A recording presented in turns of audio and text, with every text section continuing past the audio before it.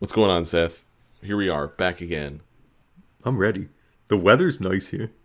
Always hot and humid. It's July, Seth. And then we get August. And then And we have the rest of whatever the universe is. I will say, Seth, we are set to have the rainiest July on record, I think. I think we're on track. I, We ours beat might the be too. monthly average for the area in like 9 days. And we've just had so many summer thunderstorms, like many places, are pretty common here, but these have been storms that are just dumping so much water, like so much flash flooding. It's not just like, oh, it rained a little bit and now it's over. It's like, oh no, get inside kind of deal. Yeah, we've had some of that too. Now finally, it's not bad. Over in Lancaster County, they had one part of Lancaster County had 7 inches of rain in like just over 2 hours.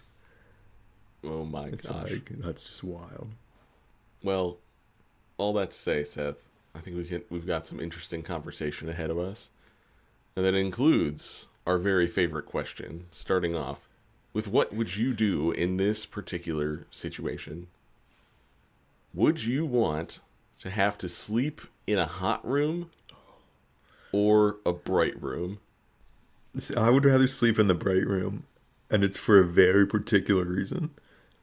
It's because I'm mostly blind in my left eye. So So it drastically cuts down on how much light comes in to my eye. so And theoretically, if you like slept on your right side and kind of buried your right eye in your pillow, it would be pretty dark for me. Yeah. yeah, Yeah. very practical reason. Yeah, my thought's the same. Being hot when you're trying to sleep is really hard. We're just like kicking blankets off and like just like sweating. It's just so uncomfortable to be in bed at those kinds of times. And so I don't know. I think it might be harder for me to sleep for like long periods of time, but I still do feel that I could sleep well in a room that was brighter where the temperature was a bit more comfortable. Yeah. Even even if I could see out of my left eye pretty well, I would still choose that option. Like I think I could fall into it might take me longer to go to sleep and I might wake up sooner, but I could fall into a pretty deep sleep. But Mm, in the heat, when you're tossing and turning in the heat, I think that keeps you from sleeping well. absolutely. And it just comes to, I don't know, the amount of lengths that we'll go to make sleep possible for us. It's like I know that there are very legitimate sleep disorders that make getting to sleep really hard, but it also feels like we are contributing to the problems that keep us awake with efforts that are trying to help us sleep too. It's like another new piece of tech or a new medication or a new supplement of some kind or a new strategy where you tape your mouth shut or you Oh tape your eyes yeah. open or something like that. I don't know.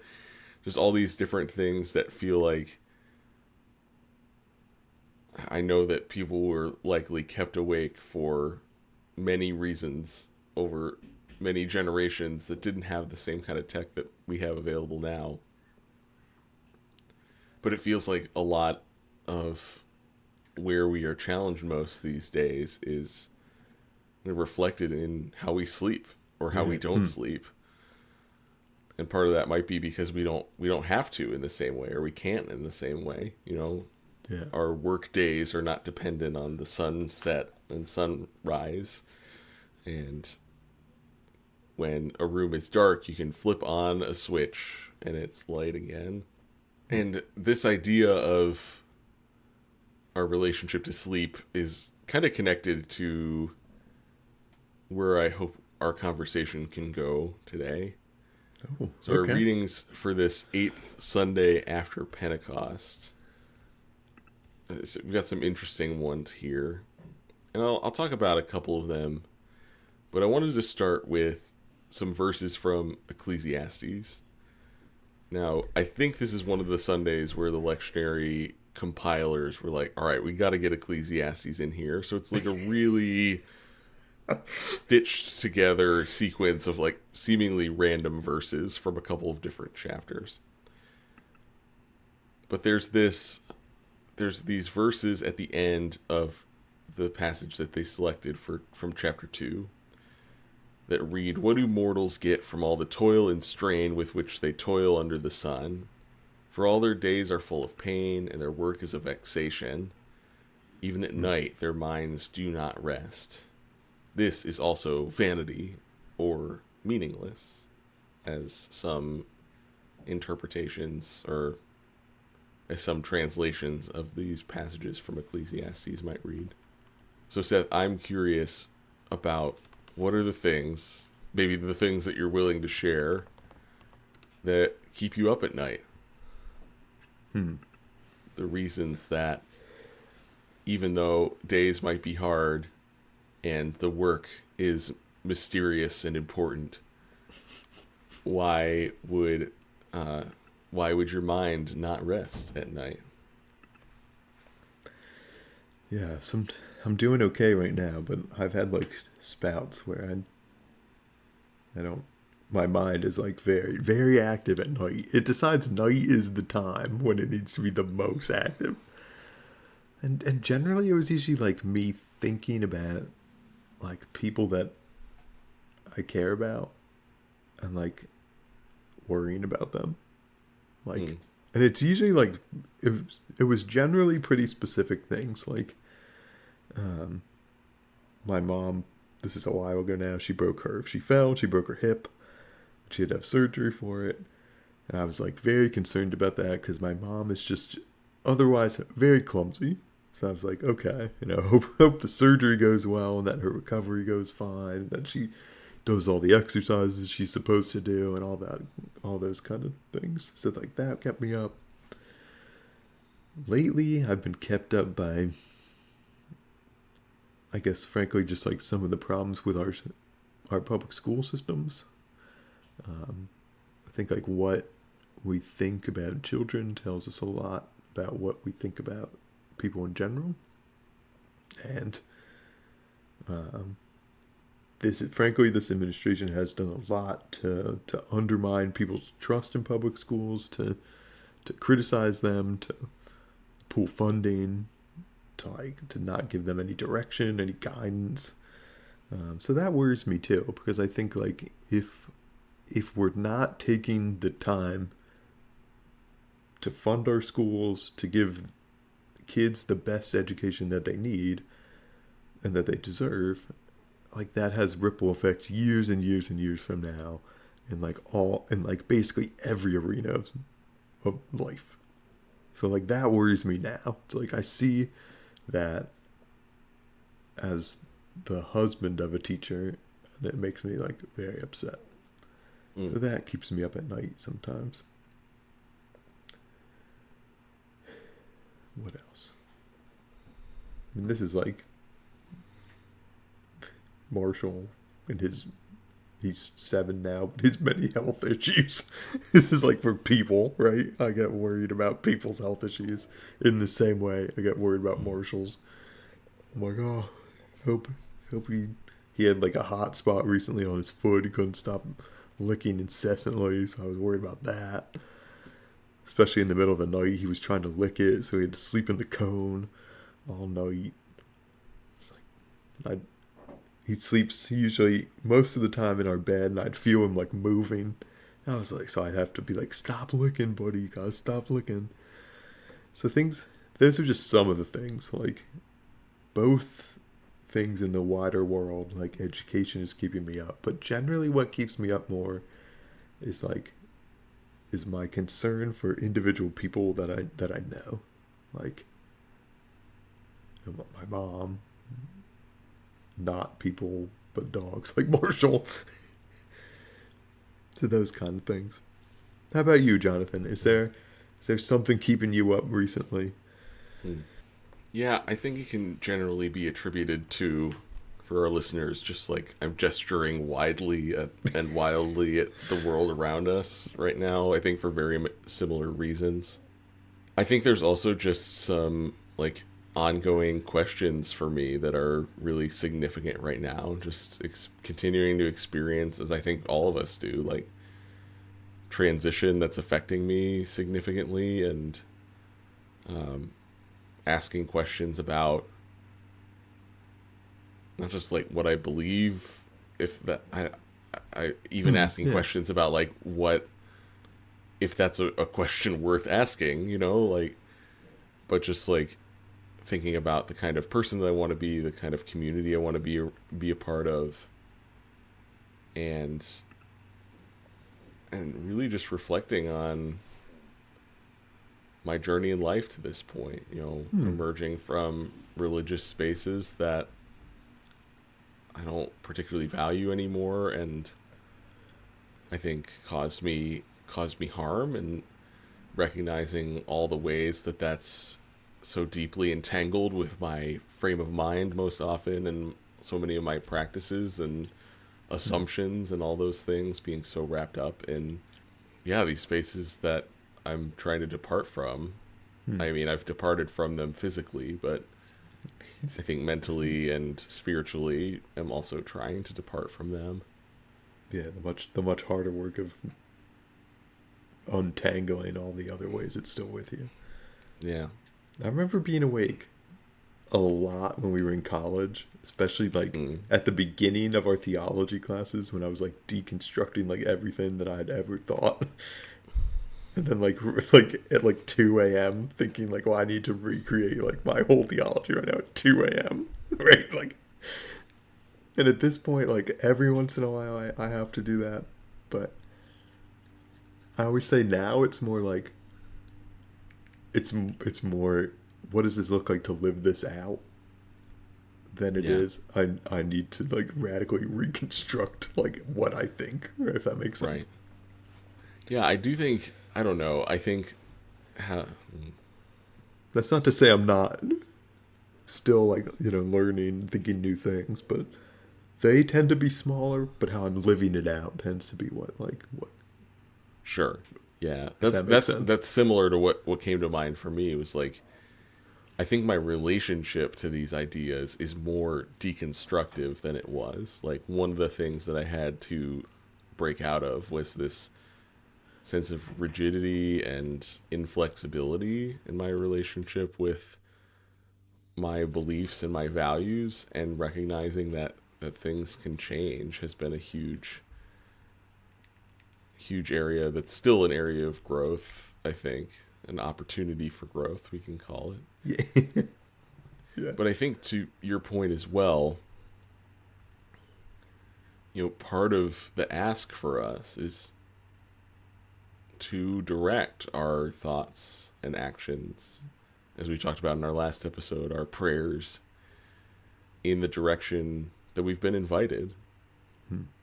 Another reading for this week comes from Colossians 3,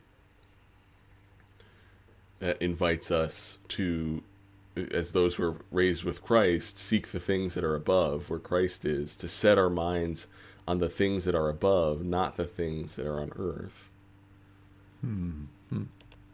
And I've been in these spaces I've talked about, where that has been portrayed as like, stop thinking about all the things that are going on and just think about heaven and how great that's going to be.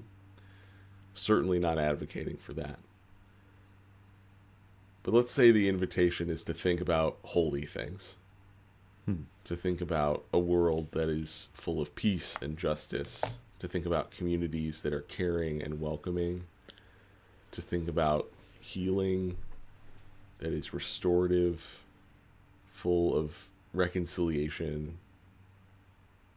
Like, setting our minds on these things may also be some of the things that contribute to our restlessness. Being worried about the future of the institutional church, for example, like, may be connected to some of these conversations about what do we value and where are we setting our mind. But I think we can go a couple different ways, Seth. I'm curious though about like balancing that call to keep our minds set on holy things when those holy pursuits feel like they're contributing to our restlessness. If that makes sense. It does, yeah. I wonder what it looks like to subtly shift our thinking to being like more positive. So you can think about sort of the same things. Like I'll just use my education example. But instead of thinking like, well, what does it look like not to fund schools? Like what are the repercussions? Like what if when I was laying in bed at night, I envisioned what it looks like to have well-funded schools? Like what would, what if schools had the money and the capacity to do what they wanted with it? They could hire more educators. What might that look like? So instead of just like living in the fear of what the opposite is, like what does it actually look like to frame it positively? And then another way is like to think about when I was so worried about my mom's surgery. Like, not what does it look like if she doesn't go to all of her physical therapy appointments, but like, well, what does it look like if she does? Like what would a healed hip look like for Kathy? It comes from the same place. Like it starts from the concern that we have for education, for my mom's hip, for the way that we're living out like our beliefs. But it ends somewhere different. Like it ends not with like, oh my gosh, this is catastrophic and this is terrible. But it ends with like, oh, this could also be good. Do you ever see the meme that's like, are you worried? And then it's like, about what? But yeah. Like that. Yeah, exactly. Like that. I'm like, what if it was like, okay, I still have the worry, but I didn't think, oh no, what is the worst possible outcome? But I thought, what if instead I take my worry and I think about what the best possible outcome could be? Yeah, because at the very least, it's probably just as unlikely. I was going to say just as unlikely to happen as the worst case scenario too. Yeah, that reframing can be helpful. And Seth, one of the things that I'm realizing too is, as I frame this question, I don't actually find that much keeps me up at night anymore. It's not maybe not as much, but I don't necessarily think that's because I figured it out. I'm not worried about stuff. I think it's also because of how my body has learned to react to stress as like a means of protecting myself. I found myself disengaging more lately, of like just kind of numbing out, as the kids say, and disconnecting from myself. Like I've been in conversations or therapy appointments recently where it feels like the emotions are starting to rise up and ride high a little bit, and like I feel my body, it's almost like someone turned up like a morphine drip or something. Like I feel my body just like all of a sudden like relaxing itself and like kind of sinking into myself and losing my train of thought. And I'm like, wow, my body has felt in danger by big emotions to the point that it's like trying to protect me from that. And I'm trying to approach that with a spirit of grace and gratitude of like, wow, like my body is working hard to keep me safe. Yeah. But I think this invitation to keep our mind set on holy things is also an invitation out of that space of disengagement and detachment to remain engaged and present in the spaces and primarily with the people that are in the circumstances that might keep us up at night. Yeah. Is to not just like not think about it, not communicate with them, but to engage in a way that allows for real presence. I feel like I've had a lot of big questions swirling around lately, and it can be easy just to like disconnect and engage somewhere else. Yeah. And I'm finding it to be a little bit more interesting and a lot more healing to just stay with it. And I think that's the invitation for us here. It's like finding the places to set our minds, whether it's figuring out the things that we need to think about instead of thinking about other things, or start thinking about the things we're trying to avoid thinking about. That can lead us not to just thinking about holy things, but prompting holy action. Yeah. It feels like the space where we can cultivate some real sacred connections with ourselves and the world around us and our communities and with the divine. I really appreciate that.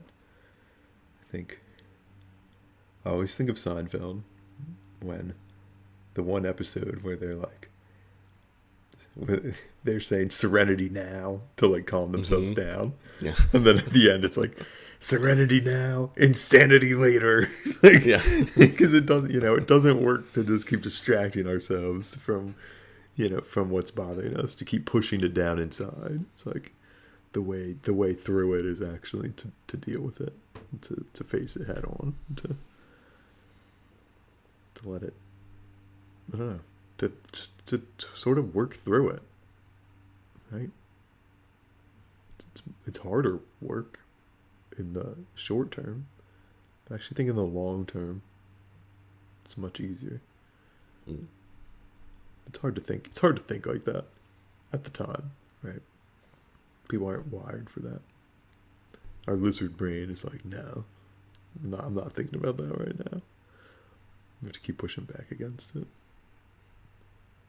Jonathan, I think you got to pray for this. Yeah, it feels like the time's right, Seth. Let's pray.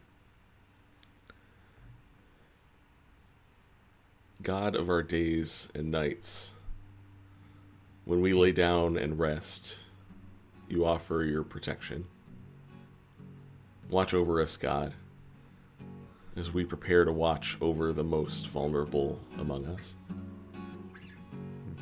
Mindful of the many names by which your children cry out to you from all over the world, I pray in the name of the one who makes us one, Jesus Christ. Amen. Amen.